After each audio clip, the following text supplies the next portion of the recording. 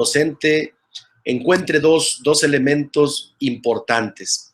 Uno es claridad metodológica en lo que hace y el otro es elementos que faciliten su trabajo a través de una sistematización, a través de aprovechar aspectos genéricos que existen, pues para que el maestro, esa labor que de repente resulta tan agobiante y que tiene que ver con requisitos administrativos, pues aligere un poquito esa carga, porque de verdad que se ha incrementado mucho el trabajo de los maestros. Los vemos agobiados con cuestiones que nada tienen que ver con el aprendizaje de los alumnos y ese es un aspecto que tiene que cambiar. Vamos al aspecto central. ¿Cómo elaborar un proyecto de enseñanza en 7 pasos?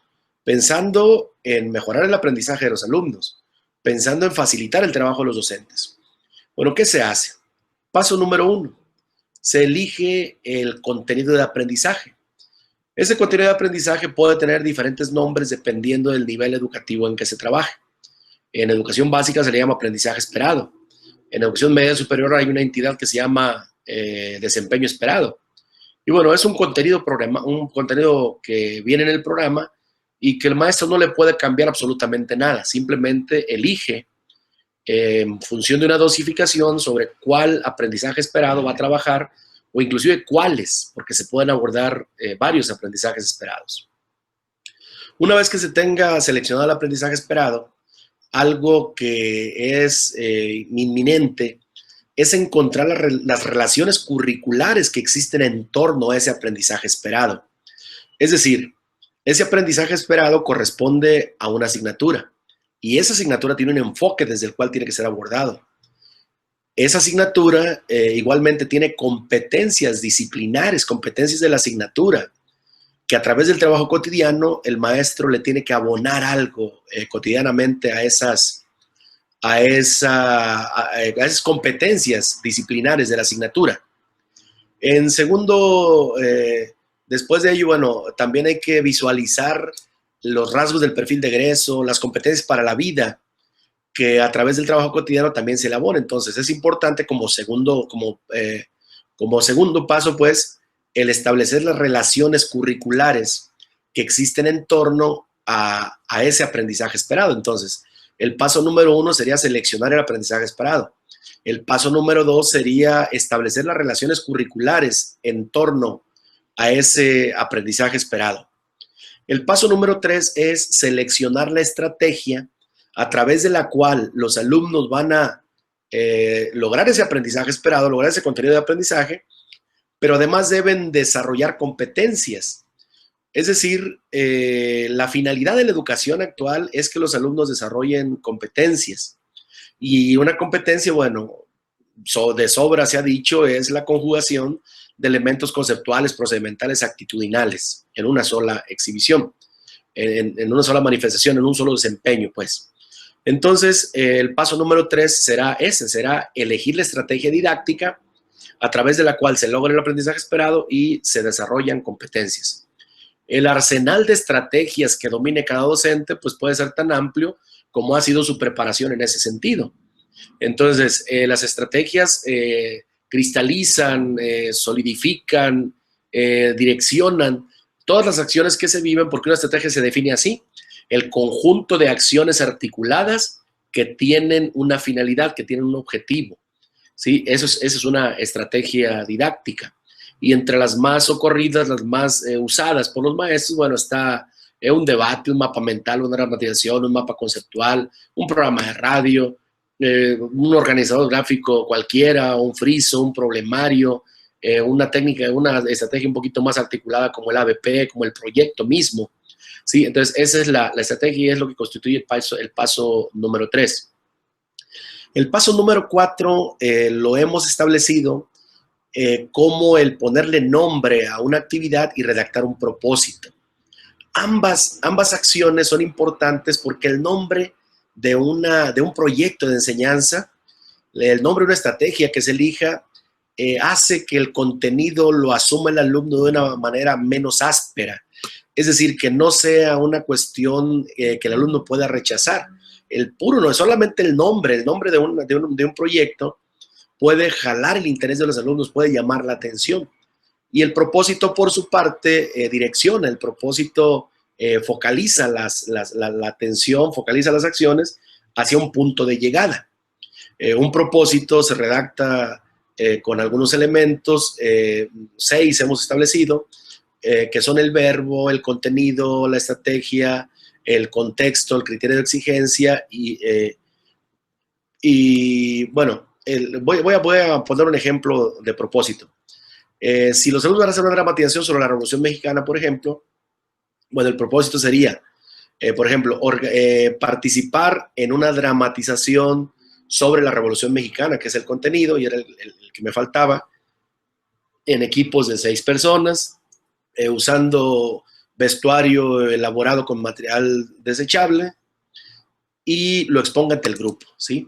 Entonces es el verbo participar, es un verbo operativo. La estrategia es la dramatización, en una dramatización, en la estrategia didáctica. Sobre la Revolución Mexicana es el contenido. En equipos de 4 personas, 6 personas es la organización. Usando vestuario hecho con material desechable es el criterio de exigencia principal. Y exponerlo ante el grupo o ante la escuela viene siendo el contexto. 6 elementos de una estrategia, de un propósito. Después de que se establece el propósito, continuamos con la secuencia de actividades. Aquí, esta situación es importantísima. La secuencia de actividades para poder desarrollar un proyecto de enseñanza, pues es muy amplia. O sea, son todas las actividades que se van a llevar a cabo en la ejecución, en la fase de ejecución de ese proyecto. Entonces, ¿cuáles son las acciones principales? ¿Cuáles son la secuencia de actividades? Bueno, depende mucho del proyecto, pero esas actividades a realizar se tienen que dividir, se tienen que seccionar en sesiones de clase. Para motivos de un proyecto de enseñanza como el que está solicitando el servicio profesional docente, pues son de 3 a 5 clases. Entonces, en la primera clase se puede dar el enfoque general, se puede dar el encuadre, por ejemplo, hacer actividades de preparación para el aprendizaje, consulta de fuentes de información. En la segunda clase puede ser procesamiento de la información, abundar en la investigación. En la cuarta clase, organizar el guión, organizar la dramatización. En la siguiente clase, presentar esa dramatización. O sea, esas sesiones de clase pues forman parte de la secuencia de actividades.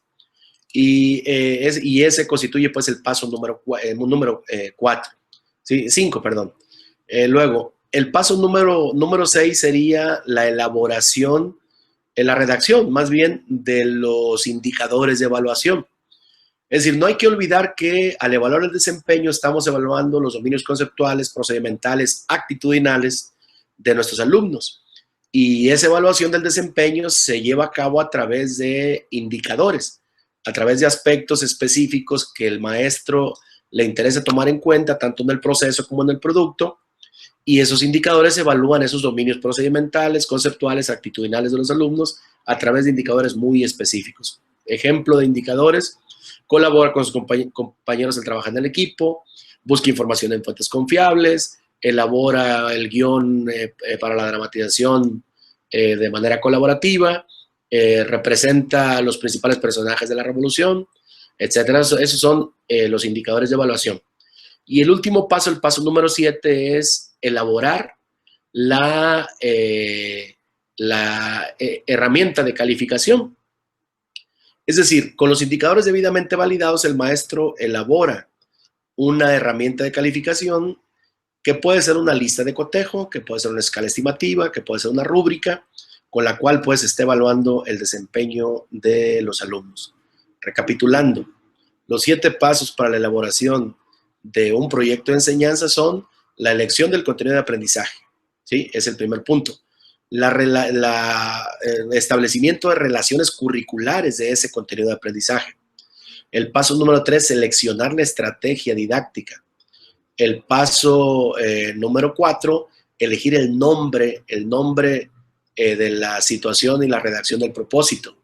Luego elaboramos la secuencia de actividades, es el paso número 5, dividir en sesiones de trabajo.